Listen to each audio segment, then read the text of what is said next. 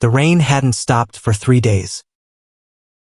By the time Logan found himself standing under the flickering streetlight, his clothes were drenched, his breath fogging in the cold air, and everything he'd ever owned, everything that had ever mattered, was gone. His apartment had burned down.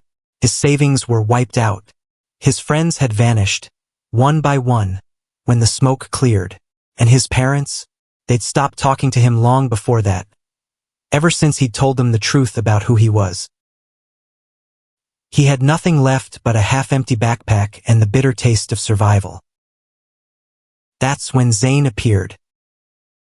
Not in a dramatic way, no thunder, no lightning, just a quiet figure walking toward him through the rain, holding an umbrella that barely covered his own head. "You look like you could use this," Zane said, his voice soft but certain. Logan stared, blinking against the rain. The stranger's face was illuminated by the dim glow of the streetlight, strong jawline, kind eyes, a smirk that looked both teasing and sincere. "I don't need pity," Logan muttered. "Good," Zane replied, stepping closer. "Because I wasn't offering it." That was the first time Logan felt something he couldn't name, stir beneath the wreckage of his life. They ended up at a small diner that smelled of coffee and old hope. Logan's hands shook as he held the cup Zane bought him. "You don't have to do this," Logan said quietly. "I know," Zane replied, sipping his drink. "But sometimes people show up when they're supposed to."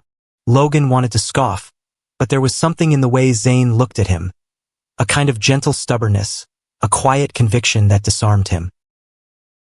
He hadn't felt safe in years. Not since he'd been thrown out of his parents' house for being different. Not since he'd been told that love wasn't something meant for people like him. But sitting across from Zane, he felt something shift. Not comfort exactly, but the fragile possibility of it. The next few days passed in a blur of borrowed kindness. Zane offered him a couch to sleep on, food to eat, and, though he never said it out loud, a sense of belonging that Logan had forgotten how to crave.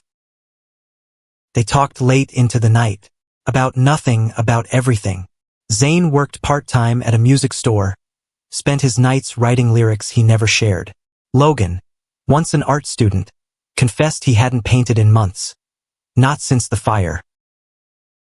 "Maybe you should start again," Zane said one night.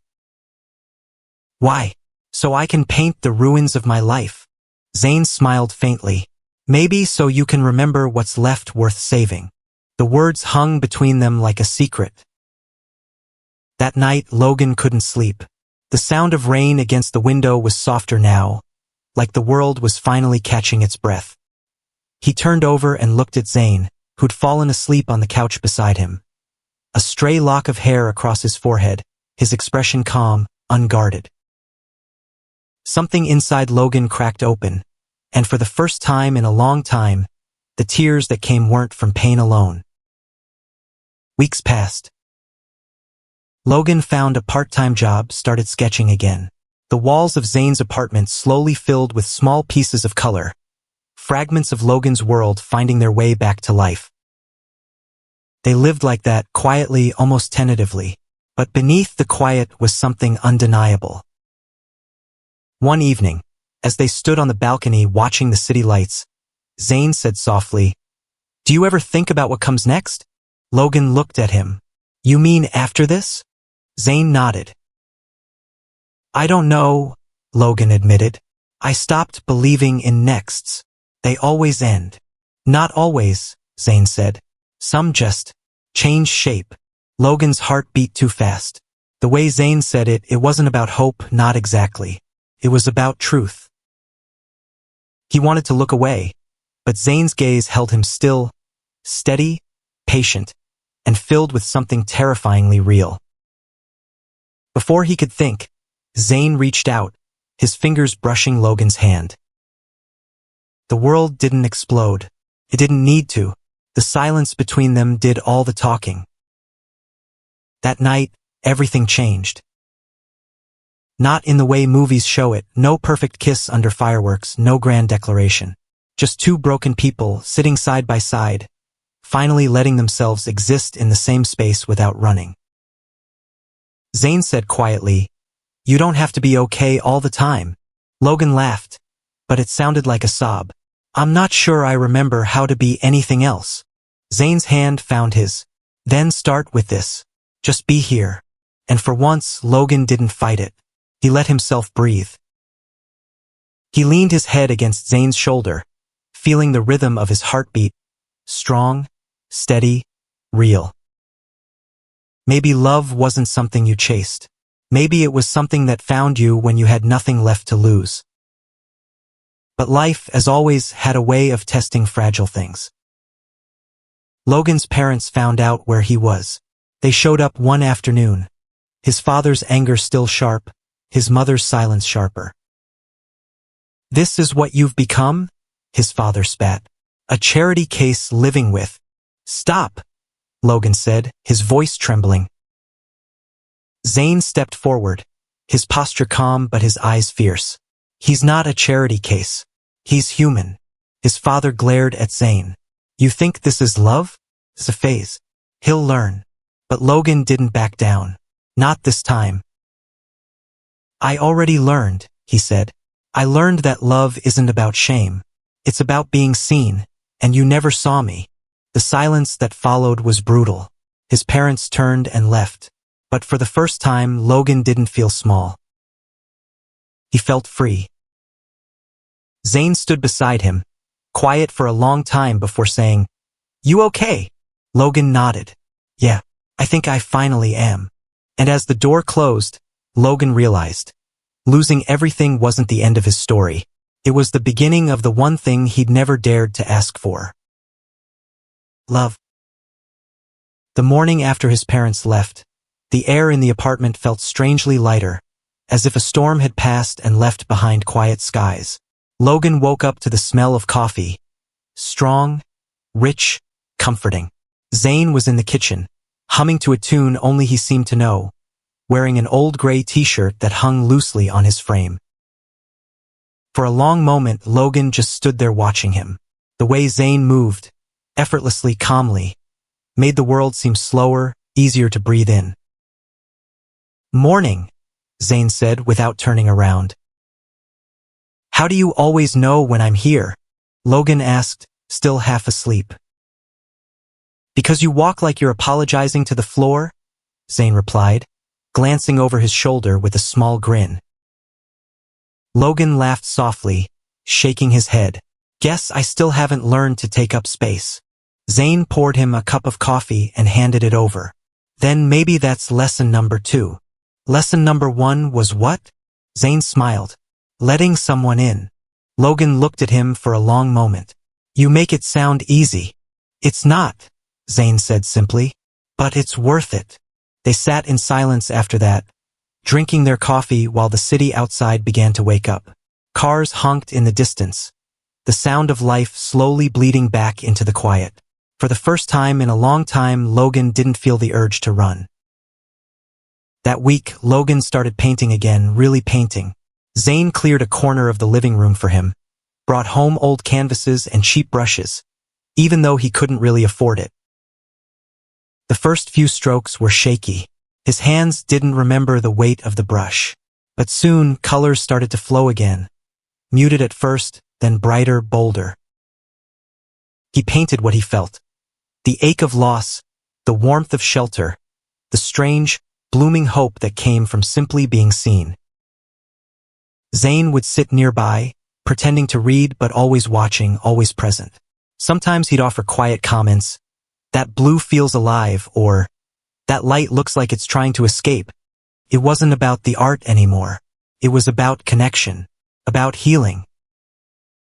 One night, after hours of painting, Logan looked up from his canvas and caught Zane staring at him. Not like an observer, but like someone looking at the sun and realizing it didn't burn anymore. "What?" Logan asked, self-conscious. Zane's lips curved slightly. "You look like yourself again." Logan swallowed hard. "And who's that?" "The guy who forgot how beautiful he could be when he stops hiding." Logan didn't know how to respond. His chest ached in a way that wasn't painful, just raw, human, real. He set down his brush and crossed the room. The distance between them felt like both a lifetime and a heartbeat. "Zane," he said softly, "why do you care so much?" Zane's eyes flickered, his voice barely above a whisper. "Because someone once cared enough to save me, and now I get to do the same." The world tilted for a moment, quiet, weightless. Then Logan stepped closer until there was barely any space between them. "I'm scared," Logan admitted. "Of me?" "No, of what this could be." Zane nodded. "Me too." And just like that, their foreheads met. No grand gesture, no fireworks. Just two souls finding their way back to life through each other. But even love built on quiet beginnings is tested by the noise of the world.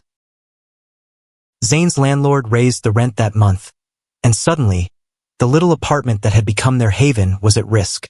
Zane picked up extra shifts at the music store, often coming home past midnight, exhausted but still managing a smile. Logan hated watching him work himself to the bone. "Let me help," he said one night. "I can pick up something too." Zane shook his head. "You're still rebuilding. Focus on that." "I'm not a project, Zane. I can pull my weight." "I know," Zane said gently. "But right now you need to heal. That's enough work for anyone." It was said with kindness, but it stung. Logan wanted to feel needed, not fragile. Over the next few days, tension began to creep into the silence they once shared. Logan painted more, darker tones, sharper lines. Zane slept less, spoke little. One evening, Logan found him asleep at the kitchen table, his head resting on a pile of unopened bills.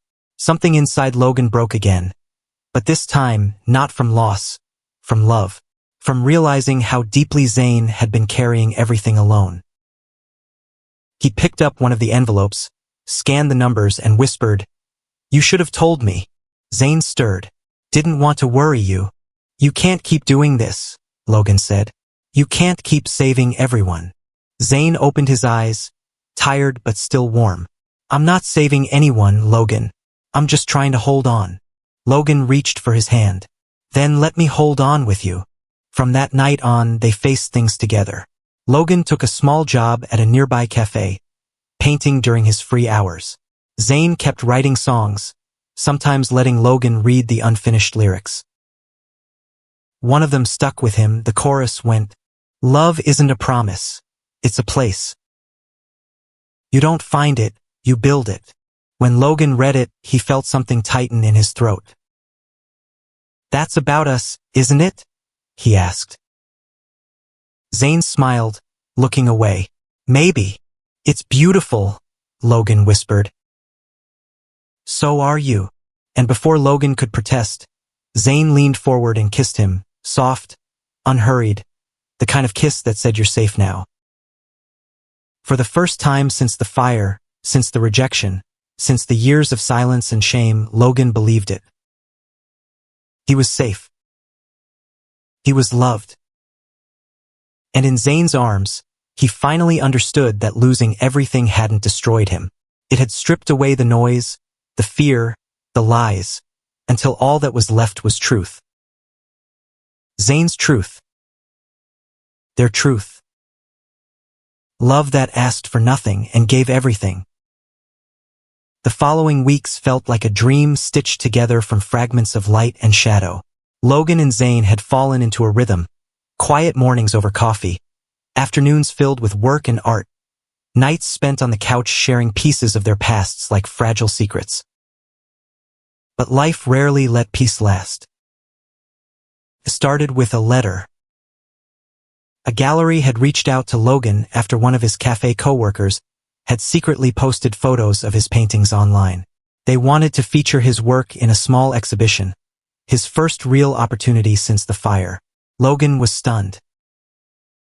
"They said my art feels alive," he whispered, rereading the email again and again as if it might vanish. Zane grinned, grabbing him by the shoulders. "That's because it is. You did it, Logan. You're back." But success didn't come without its ghosts. As the days ticked closer to the show, old fears began to crawl out of the corners of Logan's mind. The same voices that once told him he wasn't enough, that his love, his truth, his art didn't belong. The night before the exhibition, Logan couldn't sleep. He sat by the window, staring at the city lights bleeding into the dark sky. Zane stirred and came to sit beside him. "Can't turn your brain off?" he asked softly. "I keep thinking," Logan said. "What if I fail again? What if this version of me isn't enough?" Zane reached out, tilting his chin up gently. "You don't need to prove anything. Not to them. Not to me. You already are enough." Logan wanted to believe that. He wanted to hold onto it like a lifeline. So he did what he always did when he was scared. He painted. All night long. By dawn, a new piece stood in front of him. Two figures standing beneath the rain, holding an umbrella that couldn't quite cover them both, but they didn't care. Zane looked at it and smiled quietly. "That's us." Logan nodded. "Yeah, it's not perfect, but it's real." The gallery was small but bright, filled with the soft hum of conversations and clinking glasses. Logan's heart pounded as strangers stopped to look at his work. Some nodded thoughtfully, others smiled, and a few even whispered things he couldn't quite hear. And then he saw them. His parents. Standing near the entrance, awkward and hesitant, like they'd stepped into a world they didn't understand. His mother held her purse tightly, her father's expression unreadable. For a moment, Logan froze. Every scar, every rejection, every word they'd thrown at him came rushing back. Zane, sensing the tension, touched his hand. "You don't have to talk to them." "I know," Logan said, "but maybe, I want to." He walked toward them, his pulse echoing in his ears. His father was the first to speak. "We saw the article. Your friend sent it to us." "Zane," Logan said quietly. His father nodded stiffly. "Right, Zane." His mother's eyes flicked to the painting behind him, the one with the two figures under the rain. Her voice trembled. "It's beautiful." Logan looked at her, searching for sarcasm, but there was none, just honesty, maybe regret. "Thank you," he said simply. For a moment, no one spoke. Then his father sighed, the weight of pride and pain mixed in his voice. "I don't understand your choices, Logan, but I see what they've made you become. Stronger." Logan's chest tightened. "I didn't need you to understand," he said softly. "I just needed you not to hate me." His father's eyes lowered. "I never hated you. I just didn't know how to love you right." Those words hit deeper than any apology could. And when they left, not with anger, but quiet acceptance, Logan turned to find Zane watching him, pride written across his face. "You okay?" Zane asked. "I think so," Logan said. "For the first time, I think I actually am." That night, after the gallery closed and the streets emptied, they walked home under the same sky that had once felt too heavy. Zane carried Logan's paintings carefully, even though Logan teased that they weren't glass. At a red light, Logan stopped walking. "Do you ever wonder," he asked softly, "if we met for a reason?" Zane smiled. "I used to think that, but now I think we met because we needed to, not because fate decided, but because we chose not to give up." Logan looked at him, eyes glimmering under the city lights. "And if I ever do?" Zane reached out, brushing a thumb across his cheek. "Then I'll remind you why you shouldn't." Something about the way he said it, steady, certain, broke the last wall inside Logan's heart. He didn't think. He just leaned forward and kissed him. It wasn't their first kiss, but it felt different, deeper. It wasn't about comfort anymore. It was about truth, about choosing love again and again, even when it hurt. When they finally pulled apart, Zane whispered, "You're home, Logan. You've always been." And Logan smiled, not because everything was perfect, but because for once it didn't have to be. Weeks later, The gallery sent him another invitation. A solo show this time. His story, his art, his pain and healing. All of it had touched people in ways he hadn't imagined. When he told Zane, the other boy's face lit up with pride. See? The world's finally catching up to what I already knew. What's that? Logan asked, laughing. That you were never broken, just unfinished. Logan shook his head, smiling. You always know what to say. Only when it's about you.